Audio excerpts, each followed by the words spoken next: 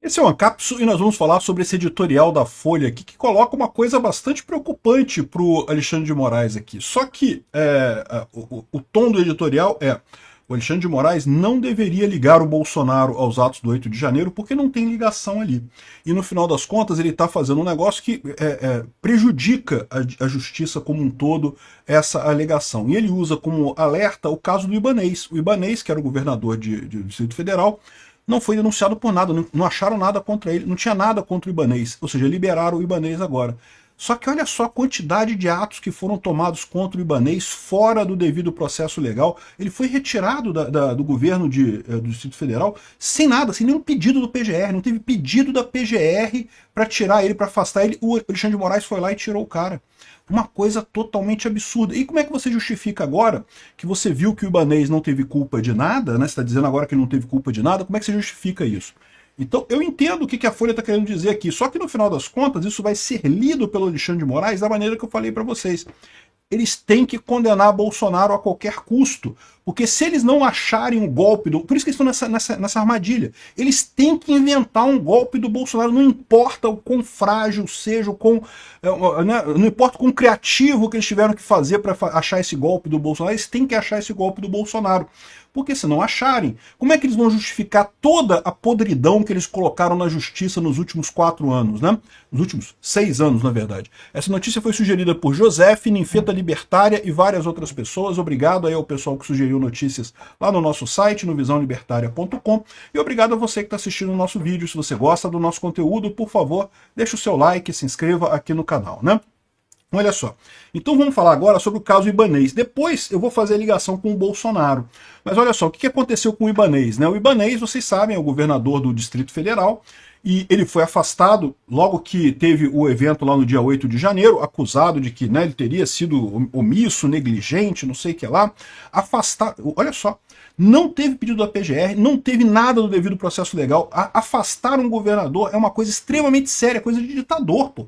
Se afastar um governador eleito democraticamente, o cara foi eleito democraticamente, ele não tá lá porque ele chegou lá e sentou na cadeira, não. Ele tá lá porque ele foi eleito democraticamente. Ok, você podia dizer que se ele tivesse feito aquele golpe, coisa e tal, se depois que você investigou, você chegou à conclusão de que o cara realmente tentou conspirar para dar um golpe e você queria tirar ele, era até uma possibilidade. Mas ele fez isso antes de tudo, antes de saber de qualquer coisa, né? Então, aqui, ó, a pedido da PGR, o ministro do STF arquiva inquérito sobre suposta relação do governador do Distrito Federal com o ataque de 8 de janeiro. Depois de 2 anos foi arquivado esse inquérito, né? Só que o que acontece? Nesse meio tempo, enquanto não foi arquivado o inquérito, o Alexandre de Moraes tomou um monte de decisões totalmente absurdas dentro disso, né?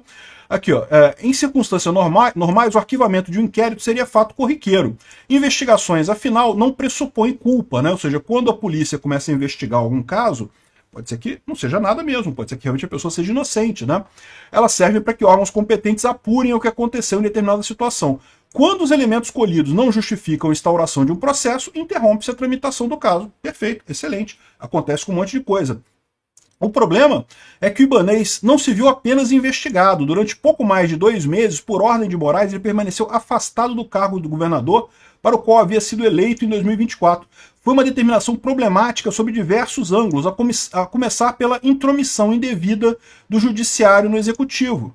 De novo, o judiciário não deveria ter o direito de se intrometer dessa forma no executivo, com essa força toda, né? Retirar alguém da cadeira de executivo, né, ou seja, um prefeito, um governador, um presidente, não pode ser uma atitude banal.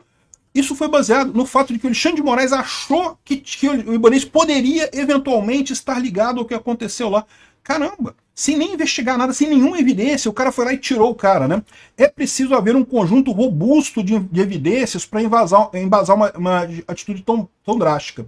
Na época, Moraes considerou necessário o afastamento para impedir que Ibanez destruísse provas sobre possíveis omissões que teriam permitido ações tresloucadas em Brasília. Só que agora ficou claro que não havia evidência sobre esse risco. Por quê? Porque não teve nada. Eles perceberam que não tinha nada. Se não tinha nada agora, é porque não tinha nada naquela época. O fato de que o 8 de janeiro foi uma coisa temerária, que foi uma coisa preocupante, isso não justifica o fato de que não havia nenhuma evidência de que o Ibanez estaria escondendo alguma coisa ou impedindo alguma investigação. Ou seja, uma vez que eles não encontraram nada nesse caso, e agora o Ibanez inclusive foi liberado, não tem nada a ver, foi cancelado o caso sobre ele, Aí você olha para trás e vê, caramba, mas então todas essas medidas que foram tomadas contra ele foram medidas abusivas, foram medidas ditatoriais. Isso é uma coisa seríssima, né? Aqui, ó. Ainda pior, a suspensão da função de Ibanez se deu sem que tenha sido formulado um pedido específico para isso. Ou seja, teria que ser uma ação impetrada pela AGU, pelo PGR, por algum líder do governo, não sei o que lá. Ou seja, aqui, ó, o que havia em ação impetrada pela AGU era a solicitação da prisão em flagrante de todos os envolvidos. Foi com base nessa formulação geral que Moraes deu uma canetada contra o governador, argumentando que o afastamento é menos gravoso que a prisão.